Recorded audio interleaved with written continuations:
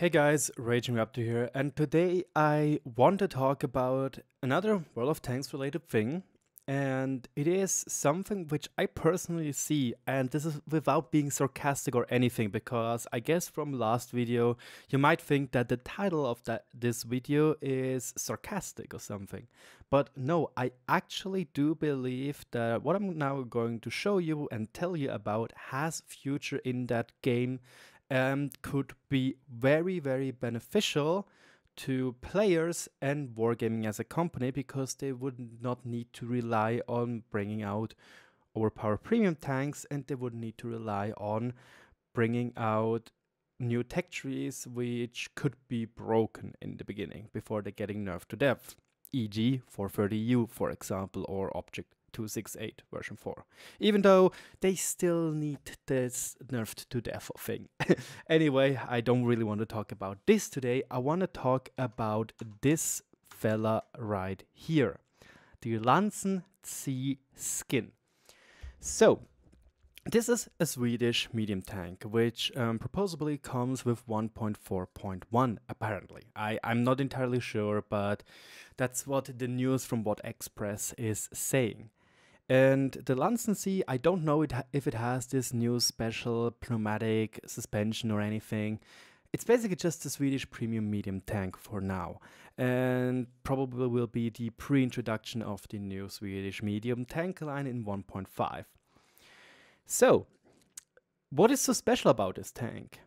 I think you've already guessed it from looking at this picture. It is this Nordic-like style of painting, and the what's it called, those shields and the banner up there, and basically everything. And now I'm 100% certain that some of you guys will go out there and say that looks ugly, and that is understandable, guys. Like, everybody has a different taste for something, and that's totally okay. It would be ridiculous if it wouldn't be okay. But I personally like the design and like the idea behind it.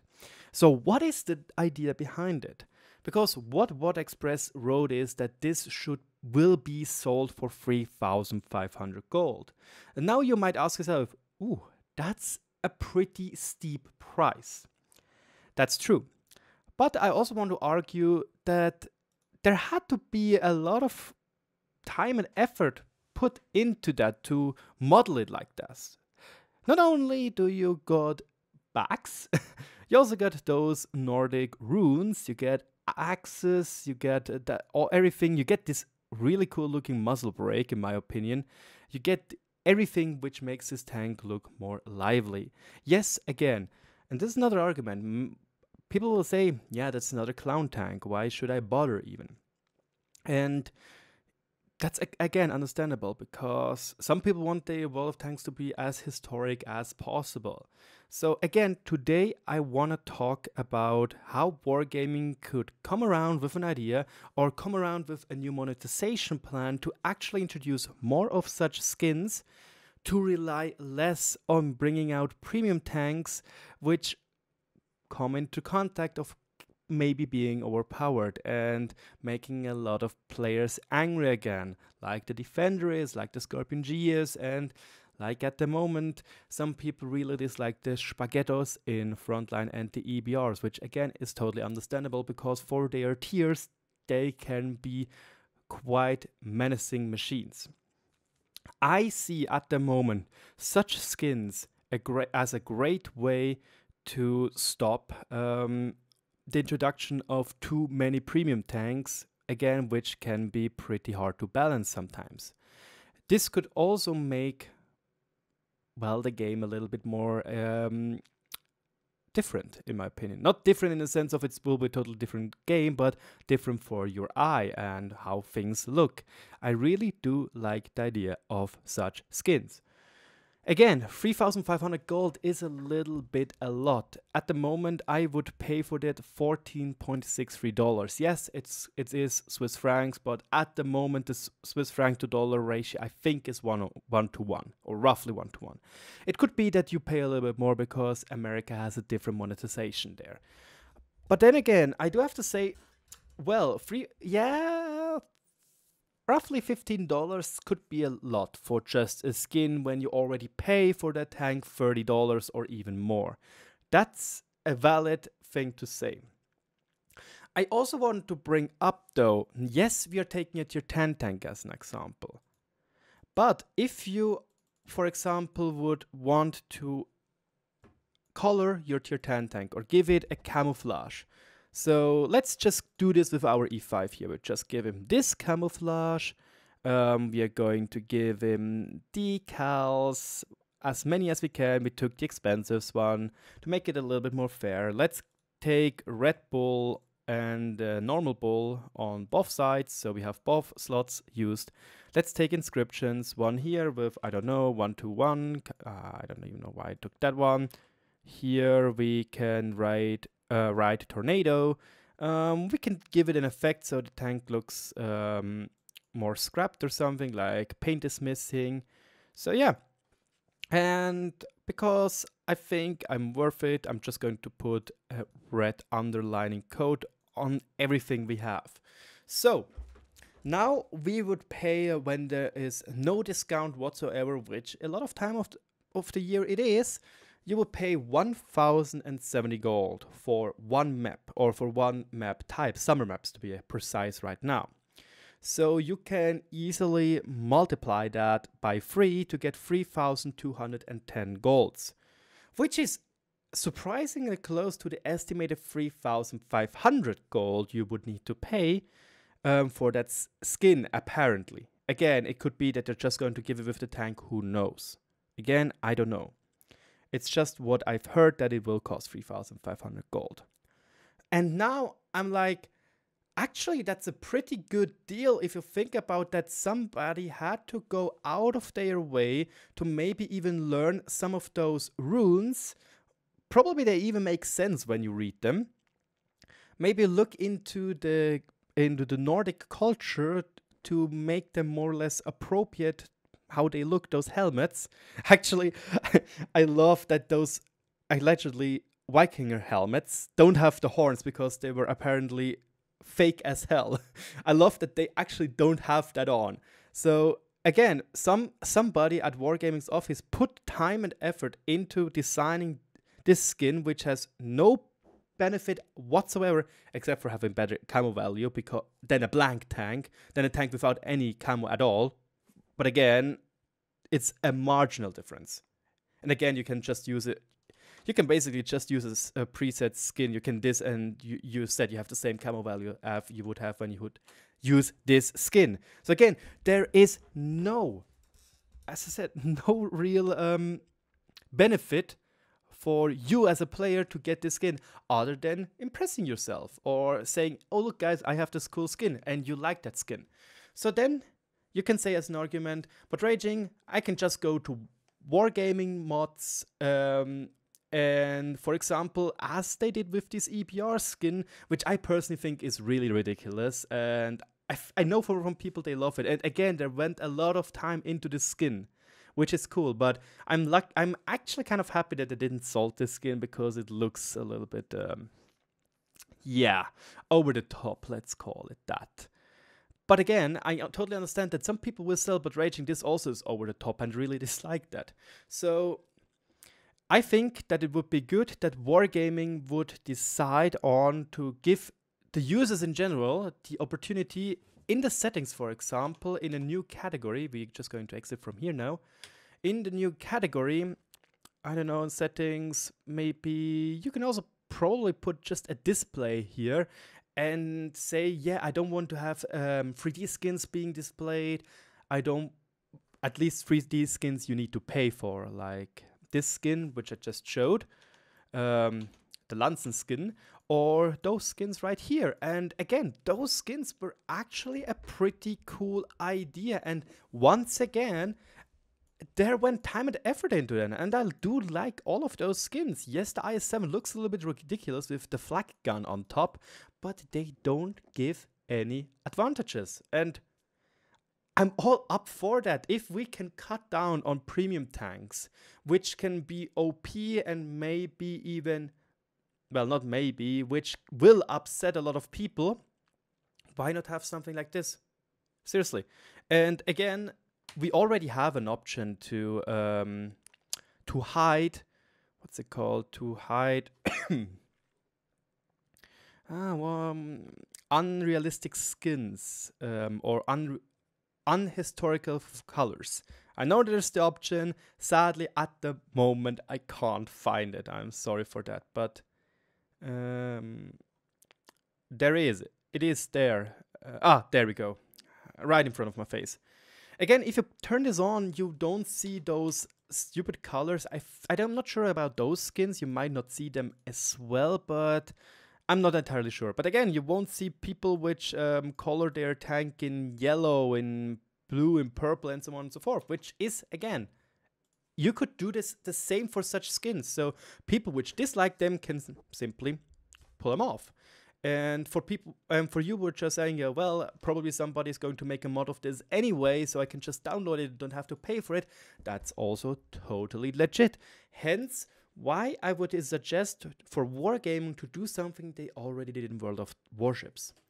And giving those camouflages a small little bonus. And I think it doesn't need to be much. Like in World of Warships, when you use camouflage, you get basically the equivalent of camo a little bit, tiny bit. You also get something else which makes 4% less high the chance to get hit, whatever. But why for such skins not get a little benefit like minus 10% in repair costs? It won't be much, I know. Like for this premium tank, you will probably, I don't know, you probably pay 9,000 gold, 9,000 credits for repairing, and with 10% less, it will be only 8,100. It's not that big of a difference, yes, but it would probably encourage people to buy those skins. And it doesn't break or make this tank suddenly OP, or it doesn't make the tanks which have such skins suddenly OP, in my opinion. It might with such a bonus might encourage bot people or people which use bots to buy those skins, because then they have less minuses or they lose less money. And this is already a thing in World of Warships, not the bot things, well, probably, I don't know, but in World of Warships, every tier 10 vehicle or every tier 10 ship, you can pay 5,000 doubloons, which again is a lot if you think about it. It's like 2,000, it's $25, I think, if I'm not mistaken. At least in Switzerland, it should be. No, okay, excuse me. It would be around $18 or something. So $18 you're paying for a skin for your ship, just this camouflage. But you have 50% repair costs, and you earn 20% more credits, and you get 100% more experience in this ship. The problem is, though, the repair cost is a lot to cut down. Plus 20% credits on a tier 10 ship is a little bit risky, because the problem which arises is that you rather pay one of those, you rather pay 5,000 doubloons, which is again equal to gold, and just get a tier 10 ship instead of a tier 8 premium, which made the problem that there are too many tier 10 ships around, so that even in World of Warships, tier 8 players or tier 8 playing players will get shafted by the matchmaking. That's kind of a problem which happened. But I personally think such skins, giving those skins, for example, for premium tanks, 50% more experience earned, is not a big deal. 50% more free experience earned. I personally don't see that this would make those tanks overpowered or maybe even break in-game economy. Screwing around with giving more credits, this might have problems. Less repair costs, maybe, but giving more experience, again, experience on a premium tank you can only use to either boost your crew, which is a nice benefit for that premium tank, or to exchange it for free experience. So, yeah. Free experience, you don't really gain that much in World of Tanks, so this could be another really good argument to actually buy this skin. So, yeah. overall, in a little tiny package. Yes, I think skins are great. Think about maybe adding them to other tank classes, in not just premium tanks. Think about giving all the player the options to enable or disable. Disable? Yeah, disable them. And lastly, maybe consider giving them small bonuses so they are attractive to actually pay for. Because then you can say, yeah, I paid for it and I get a little bonus of it and I just didn't download it as a mod. Yes, I can only see it myself and not all the other people can see it, but yeah. And this idea, at least the skins idea, yes, it's old. It's like, I think as old as free-to-play games go, and it's actually kind of funny that Wargaming didn't really delve into that so much. I don't know, it could be that those skins took way too much work. And I think that was the problem with the KV2, if I am not mistaken. But then again, I can be mistaken, so just have to see if I can find the KV2 at the moment to show you what exactly I mean. Obviously, it's these, not the KV2 normal, it's the Valhalla Ragnarok skin. Yes, I do think that there went also a lot of time into it. They even made now special gun marks for it. So, and plus this, they had to talk a lot with the Warhammer 40k makers. And again, the skin was a little bit pricey, but it was a decent idea. And if they would add to this skin, again, a small little bonus, like less repair costs or a little bit more experience earned, I would actually use that skin because, well, I get more of it. I get more worth of my money. So yeah, Wargaming, please consider it. And now you guys, what do you think about this? Do you think it is a dumb idea to bring more skins into the game? Is it dumb that we could have, well, in theory, more weird looking tanks, more weird clown tanks? Like, you can, I totally agree that some people will say that the the Primo Victoria, oh, damn it, I wanted to, is a clown tank looking tank. I totally can understand that. The big Swedish flag can make it look awkward. But again,